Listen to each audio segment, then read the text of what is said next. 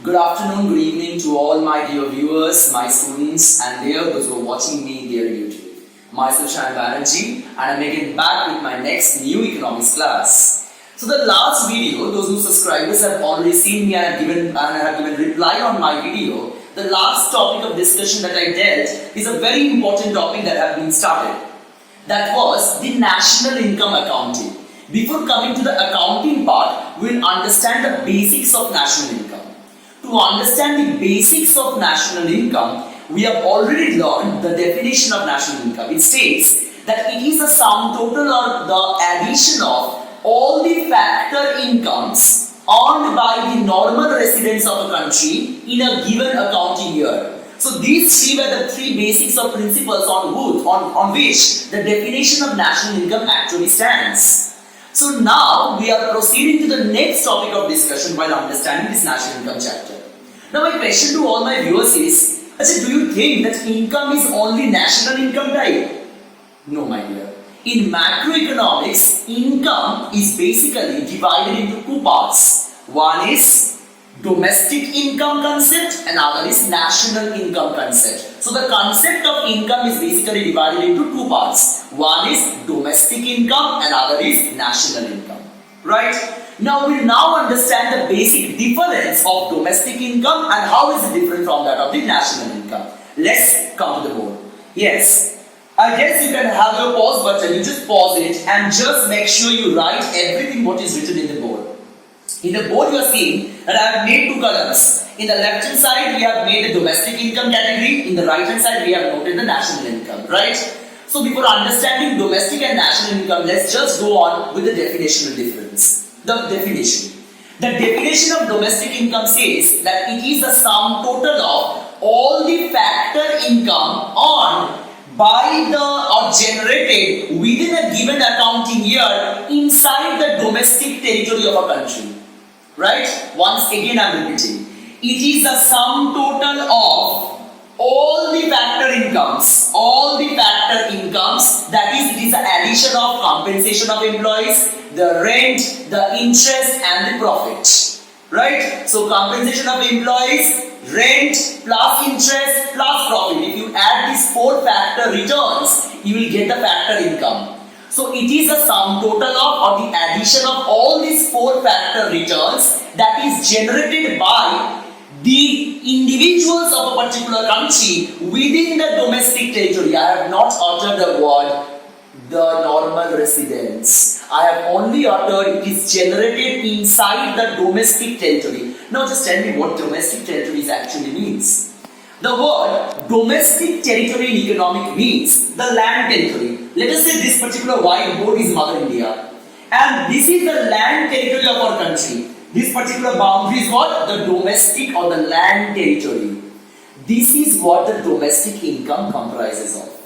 Right? So it might be earned by the normal resident. It might be even earned by the non-resident. In our India, there are many of the American, there are many of the Russian, there are many of the other foreigners residing along with us. Right?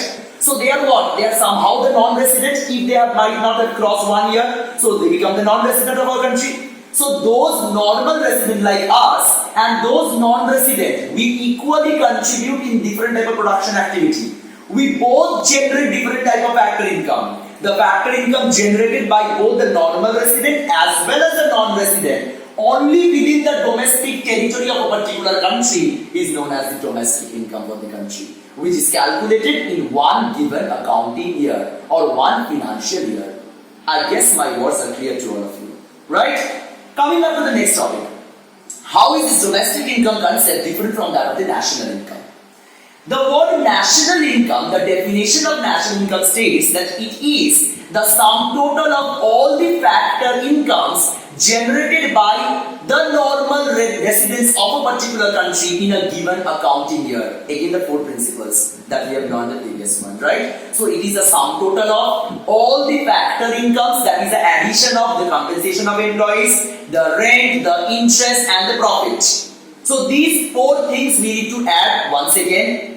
But when they will be generated only by the normal residents of the country, point to be noted, quote unquote, underline, the normal residence of the country is generating these 4 factor returns. When they are generating the factor returns, only then we are finding out the national income concept. But that national income concept can be made within the domestic territory, it might be made outside the domestic territory. Now, again there might be some problems that may occur in my discussion. Look, I'm again summing up. It is the sum total of, that is, it is an addition of, right? It is an addition of all the factor incomes, that is the compensation of employees plus rent plus interest plus profit, right? Generated by the normal resident. It is very, very important to understand that. It is generated by only the normal resident. But it is not told that it is generated within the domestic territory. It might be generated within the domestic territory. It might be there that there are few Indian normal residents, those who are just residing outside and generating from there. That is, it might be generated within the domestic territory. It might not be generated. It might be generated from outside. So the next video that we are coming across will be the difference in between the land boundary, that is the domestic territory, and how is it different from that of the outside one, right? So the consideration of domestic income and the consideration of national income is a bit different. Here we add up all the factor returns generated by both the normal resident as well as the non-resident, but here we just add up the factor returns generated by the normal resident only. Here it is generated within the domestic territory. Here it might be generated within the domestic territory or might be generated outside the territory. So these are the two very vital points of difference. Normal resident is there in the national income. Normal resident as well as non-resident is there in domestic income. In national income it is within the domestic as well as outside, but while considering domestic income it is only within the domestic territory of our discussion. That's all for today. I guess I'm completely clear to you. So I am requesting all my viewers, my students and all my friends that if you face any doubt while understanding the difference between domestic and national income, please let me know. Don't forget to drop down your valuable queries in our comment box, and if you like my video, don't forget and don't leave without subscribing my channel. Don't even forget to give a thumbs up. And don't even forget to share that with your near friends. Hope to see you soon in my next video. Till then, stay connected.